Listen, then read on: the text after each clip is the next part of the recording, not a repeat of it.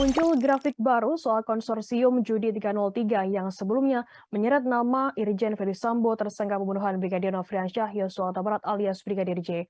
Jika pada grafik sebelumnya muncul nama mantan Kadif Propam Polri Irjen Ferdisambo di puncak struktur, pada grafik kali ini menampilkan nama Kabareskrim Komjen Pol Agus Andrianto. Selain nama Kabareskrim, ada juga nama Dirtipidum Bareskrim Polri, Brigjen Andi Rian Jayadi. Pada grafik tersebut, nama Kabareskrim berada di pucuk atas yang diduga menerima setoran dari bos judi online kelompok Medan. Kepala Divisi Humas Polri Irjen Pol Dede Prasetyo menanggapi adanya grafik baru konsorsium 303 tersebut.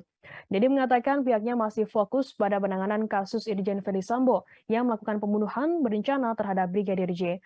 Tim SUS saat ini berfokus pada pembuktian pasal 340 subsider 338, Jangto 55 dan 56 KUHP yang diterapkan pada keempat tersangka.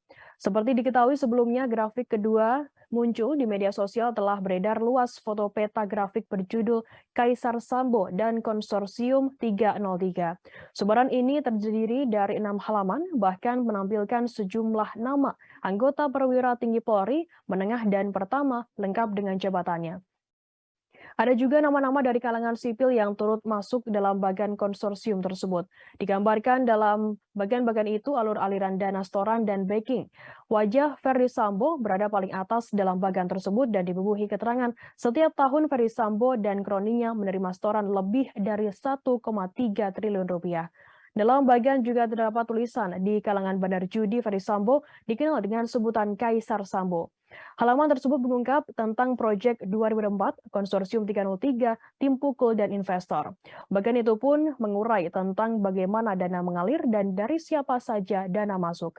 Konsorsium 303 dalam bagian ini mengacu pada sejumlah nama sipil yang dikaitkan dengan bandar judi di sejumlah wilayah, di mana mereka selalu lolos dalam operasi pemberantasan judi lantaran memiliki backing kuat yang diduga merupakan petinggi Polri dengan konsorsium 303 yang mengelola gelper, judi bola, dan judi online. Jangan lupa subscribe, share, komen, dan like ya!